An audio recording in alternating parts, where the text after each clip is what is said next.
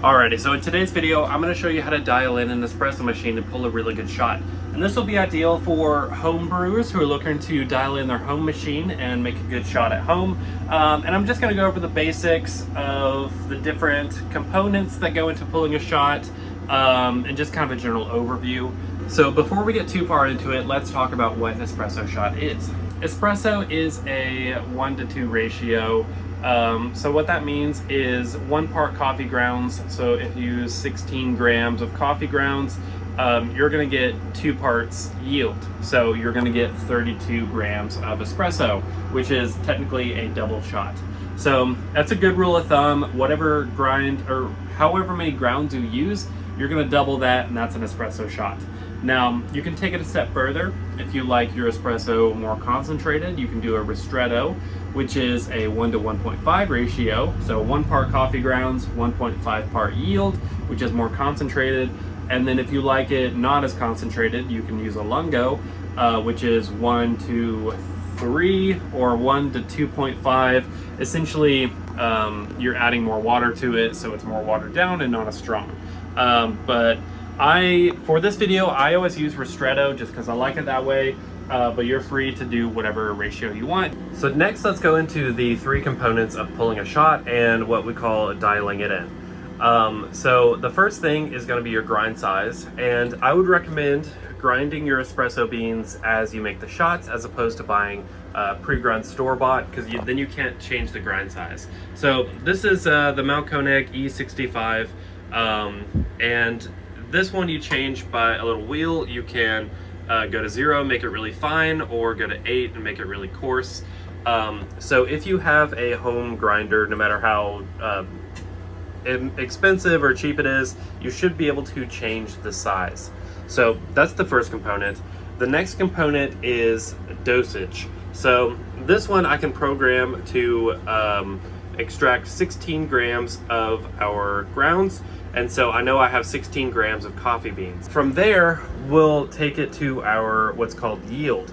And yield is the amount of espresso we get afterwards. And I would recommend getting a scale.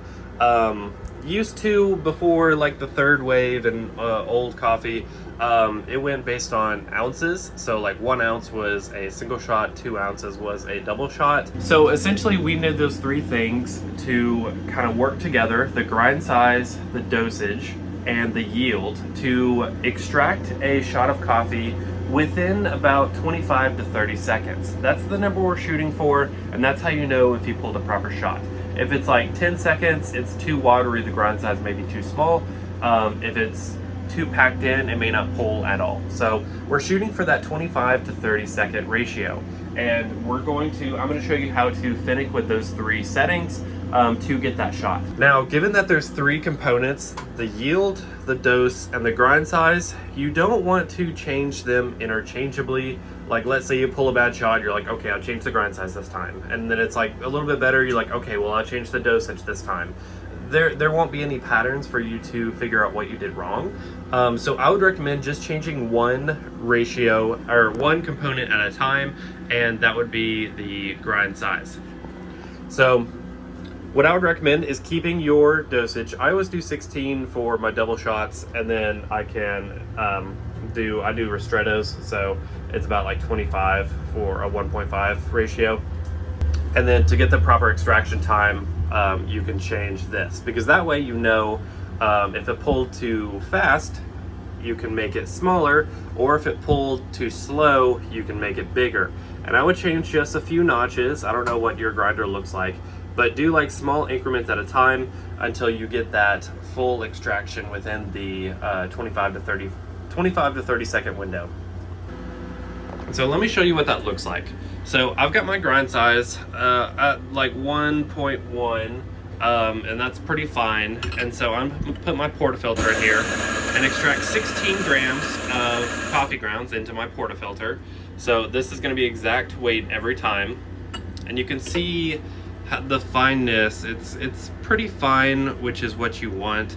So I gotta put the camera down to tamp and distribute it. 1 second. Okay, now you can see it's nice and tamped. I use a distributor tool and a tamper, and I feel like that's good for me. Some people use the like whisking thing. But we're going to put this into our group head and get a shot cup to put under here. Alrighty, so if done correctly, it should take about 5 to 7 seconds to actually come out of the spout, and then it should finish around the 25-30 second mark. So let's see how this one is. This is the beginning of the day, so it may not be dialed in. It's actually looking pretty good. So we notice an even flow, not too many bubbles coming out, and we're gonna stop it at the 20 mark.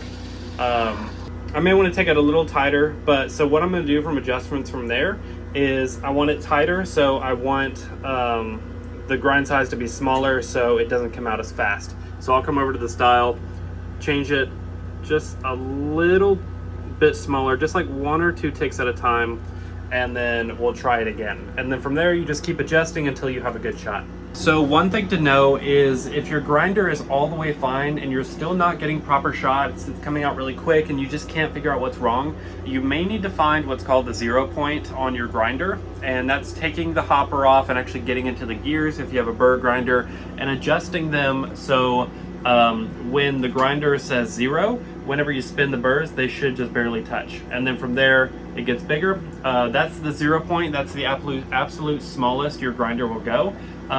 Over time, sometimes that gets adjusted, or if you're moving it around out of cabinet, sometimes it gets bumped. So I'm not going to go over that in this video. I'm just mentioning it for future reference for y'all if you can't figure it out. And what I would recommend is every grinder is different, so just look online for your specific grinder and how to find the 0 point. The Melkoneg, I love. It's pretty easy. You just take these panels off and there's a little gear you turn until you can feel the burrs touching. But that may be something to look into if you just can't dial it in and you can't figure out what's wrong. So for home machines, there are a few different factors that you do have to think about as opposed to commercial machines. This machine right here is always plugged in, so it should always be warmed up and up to temperature. You want it to be, I believe, 195 to 200 degrees, the water temperature, and you want the pressure to be between 7 and 8 bars, which your machine may not tell you how many bars, but just make sure it is properly preheated. So whenever you use in the morning, plug it in, turn it on, and give it a good 15 minutes to heat up, and that could be your problem. So good luck. I hope this video helped. I know it's just kind of me rambling, but I hope it helped to a degree. Now, I know the comments, it's kind of risky making a video on how to pull a shot on YouTube because everyone's got their opinions. There's so many different ways to pull a shots. There's so many yields that you may want, like a ristretto, longo. You may want it different than some other people do. So I know it's kind of risky making this video, but those are the components. We work with those at our shop and we make some pretty good shots, so it works for us and it should work for y'all. Just to recap, make sure these 3 things, the dose, the grind size, and the yield all work together to create a shot that pulls in about 25 to 30 seconds. And if you're adjusting, only adjust one variable at a time. I would recommend adjusting the grind size as your variable because that's the easiest to switch back and forth.